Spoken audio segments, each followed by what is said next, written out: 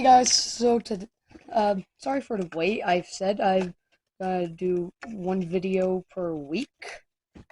I'm trying to get this out as fast as possible, but I'm just, bored of this. So that's why I'm doing one video per week and not per every other day. That just gets really stressful, you know? I feel like with a week, it would be much less stressful when I can have a more consistent upload schedule. Just expect it to be any point in a week. Any random point. Next video might come out next Friday. I don't know. But yeah, continuing on with the the I guess streak of reviewing Generation Jim Bao's knockoff of Generation Toys Devastator. That's more Masterpiece Guild.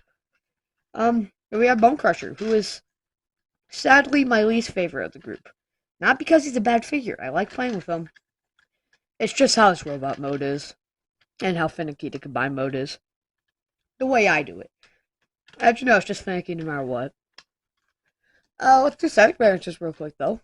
We got G1 Toy, towers over it.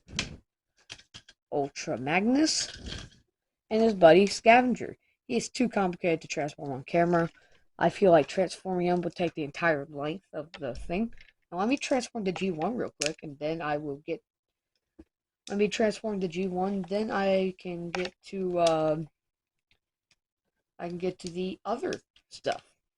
Talk about other things. Maybe even transforming him. I know, crazy. It's crazy, right? Anyways. So, yeah. This guy's cool. I like how his alternate mode looks. Again, as this thing becomes an arm. He rolls kind of crappily because these are plastic wheels. This is rubber. Anyone who has wheels has rubber wheels. If they have treads, they have plastic wheels. Weird, but alright. These don't really have a definitive way to go. I put them like this. It's kind of like mini smokestacks, but I've seen people put them like this. I think that's the more accurate look. But to be honest, I don't like that look. It looks bare. I'd see these as like kind of smokestacks, you know? But I could see why people put it like that, not gonna lie. Anyways, so yeah, nothing much to say, so let's get into the combine mode. Again, you can take this off, you don't have to. But, yeah. You just extend that, twist it out, open up this, and close it back up when you pull out the hand. And you just fold out the combiner peg, and most people say you're done here. Let me just... Most people say you're done here. Problem is, I don't like how this looks. So what I do is I do that, I fold this down, I undo this, put it like that. It doesn't push these little missile things all the way out on the sides of the, well, legs. I mean, kind of obvious that the treads are his legs. I mean, where else would his legs be? But, yeah. Got that, but to make it even more clean, kind of, I fold these up, pull it in like this, and just kind of strain everything out, like this, and then I fold this like that. And if you did everything correctly, push everything into place, it should look something like this, which I really like. I really like how this looks. But it's pretty finicky. But it's finicky no matter what, so I just do the way it looks. That looks better. Again, size comparisons. Here we have the G1. Again, towers. This Ultra Magnus, Scavenger. So yeah. Now let's take this off. Here we have this. Let's turn to missile pod because if you missed my last video, you're gonna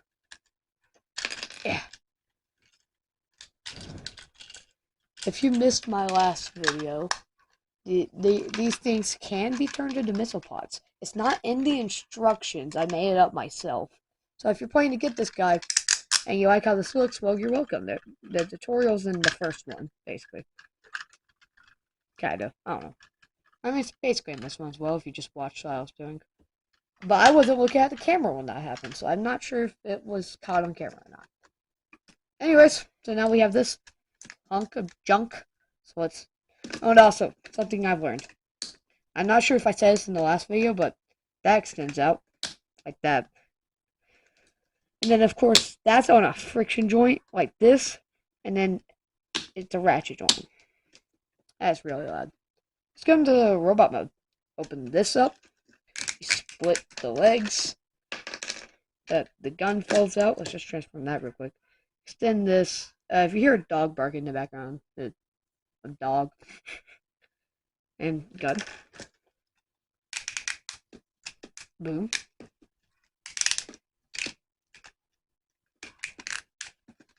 There you go. Keep these missile pods like this. Now you want to open this up, and the rest of it's just scavenger's foot transformation. Besides the fact that you have to negate around this. Though there's an easy way to do it. Just go the R way. It's not that hard. I mean, like, overall transformation is kind of hard to get down, especially since the instructions on mine were backwards. This locks into place just like that. But the instructions on mine were backwards, so I just had to wing it and watch a few MGO videos. But overall, I feel like I did. I feel like I got the transformation down. And I do some things my own way, because I just think it looks better like that. So I'm not giving you the definitive way. If you want the definitive way of how the instructions say it, go watch MGO's videos. I feel like he's a really underrated YouTuber. He doesn't even have 1 million subs. I'm not critiquing him for that. I'm saying that he's underrated. So if you're not subbed to him, go sub to him. MGO346. 316, I don't know. I suck with numbers. Anyway, so you want to twist the chest around like that. And then you want to split this like that. And then you split the arms. Oh, wait, this is on a hook thing. Like, one goes over the other. Just split that open. Fold this down. If you want to see what that looks like, what the missile pod looks like on his back, go watch the previous video. I'll show you how to attach it, and then you figure it out for yourself. Because I'm not showing it. Anyway, so you extend the arm, twist it. Don't let his legs fall. Then you fold the hand out. Close it up. Close it. Close it up. You fold the arm up. Fold down like that. Close it. Push everything back into place. This folds around like that. The hand does not want to stay. Stop fighting me, hand. I have a 15-minute like recording schedule. Don't fight me, figure. This is supposed to be over the face like that, but folds back on a double hinge like that. This opens. This goes in like that. Closes. And you get back into that slot, and boom.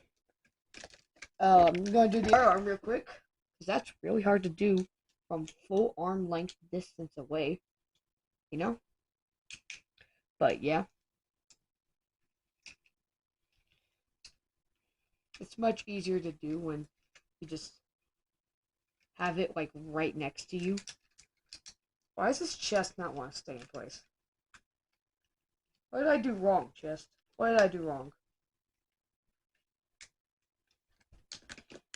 And that is it for its transformation. And it's very clunky. This is why I don't really like the figure, because I forgot to transform the G1 toy. Let me do that real quick.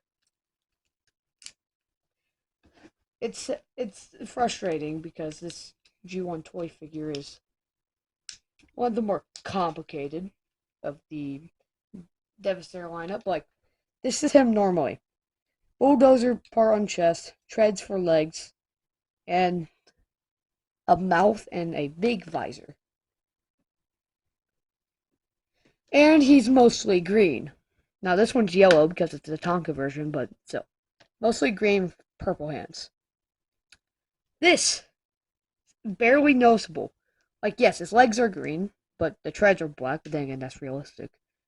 His hands are not purple, which is stupid. That wasn't supposed to happen. His forearms are purple, I guess to make up for that, but why not just make the hands purple? Make the forearms green like G1 toy and show. And mouth plate, he's not supposed to have that. And the worst part is these are on his shoulders, not his chest. I see the limitations of the design. I understand that. I just wish they could have done something different. I don't know. It does give him a cool aesthetic. It's just hard to believe that this is Bone Crusher. You know? Speaking of size comparisons, um, Scavenger, scale well together. I'm only gonna show my previous review in these videos because I feel like doing them all would be complicated. But anyways, ball joint at the head, up, down, arms rotate like this. They have a backwards butterfly joint due to transformation. Double elbow bend, elbow swivel, but this gets in the way. Wrist swivel and hands open. It's really tight though, so I'm not gonna try to do it. What's also tight is this ratchet waist. It's nice, but one thing I find absurd is that that's tighter than long haul's ratchet. I said this in my last videos. Tighter than long haul's ratchet, and long haul becomes the waist of the entire combiner. Legs move forward, back, side to side, but this gets in the way.